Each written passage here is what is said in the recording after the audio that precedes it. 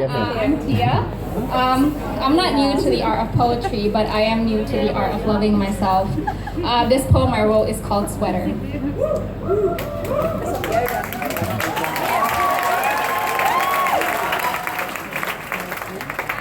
When it comes to love, it's been said that my rose-colored lenses are 7 to the power of 9, always too blinded by the earnestness of my own trust enough to be guided by hands that lead to dead-end paths. It's been said that disabling every red flag alarm is my form of self-harm, and all I could think about was how urgent it was that my fragile heart could keep cracking and still serve love perfectly warm.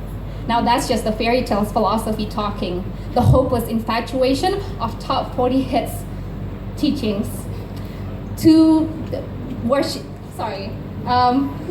sacrificing without knowing how to fight, worshipping without knowing how to doubt.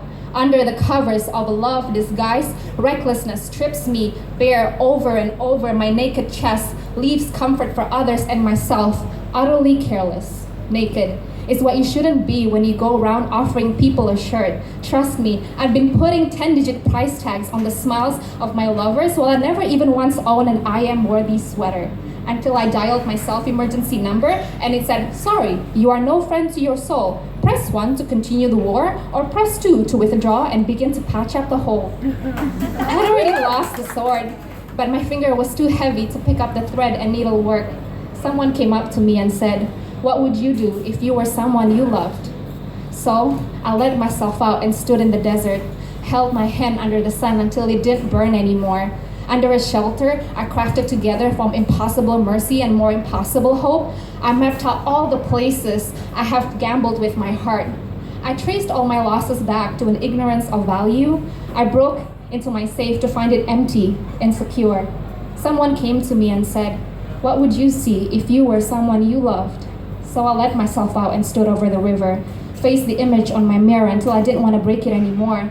In front of a reflection I framed with a kindness that had to be possible, I stitched together a sweater with the cotton thread of my sanity and the wools of my madness. I weaved soft pastel hues of my tenderness with the steel gray shades of my fierceness. On the sleeves, I wear patches of my broken heart pieces and puzzles of dreams I have yet to assemble. And poems and prayers and anecdotes and quotes, like sometimes I feel like giving up. Then I realize I have a lot of motherfuckers to prove wrong.